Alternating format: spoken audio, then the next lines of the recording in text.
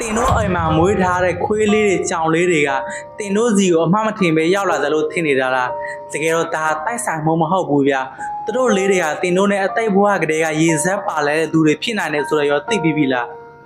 တခါတလေကြာရင်လေကိုကဒီကောင်လေးတွေကိုဝယ်လာတာပဲဖြစ်ဖြစ်လမ်းမေးမှာတွေ့လို့ကောက်မွေးလာတာပဲဖြစ်ဖြစ်ပေါ့သူတို့လေးတွေကိုမြင်မြင်ချင်းမှတင်ထူးထူးခြားချင်းမိတ်သွားတာမျိုးတန်ရောစင်ကြီးသွားတာမျိုးတွေရှစ်တတ်တယ်မလားဒါဟာအကြောင်းမဲ့တော့မဟုတ်ပါဘူးအသိဘွားတစ်ခုမှတင်တဲ့သူတို့ဟာတနည်းမဟုတ်တနည်းရေစက်ဆောင်ခဲ့ဘူးလို့ပါ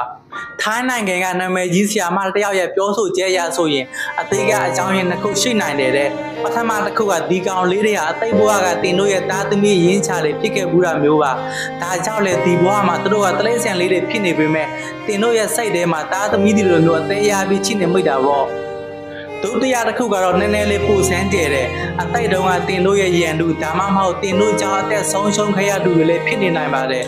ဥပမာစစ်တွေဖြစ်ပွားချိန်မှာတစ်ဖက်နဲ့တစ်ဖက်အသက်တွေကိုနှောက်ယူခဲ့ကြဘူးတာမျိုးပေါ့အခုဒီဘဝမှာတော့သူတို့ကတင်တို့စီကိုတလိမ့်ဆန်လေးတွေအနေနဲ့ပြန်ရောက်လာပြီးတင်တို့ကိုအခွင့်အရေးတစ်ခုလက်ပေးတာပါ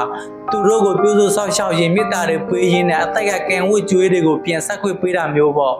ဒါကြောင့်တင်တို့ရဲ့အိမ်မွေးတလိမ့်ဆန်လေးတွေဟာတင်တို့စီကိုချွင်းချင်းမရှိတဲ့အချစ်တွေအကြောင်းတင်ပေးဖို့ရောက်လာတာပါအသက်ကဘလို့ပဲရှိခဲ့ပါစေအခုလက်ရှိသူတို့ပေးတဲ့အချစ်စစ်တွေကိုခံစားပြီးသူတို့ကိုအကောင်းဆုံးကူးဆိုင်ပေးလိုက်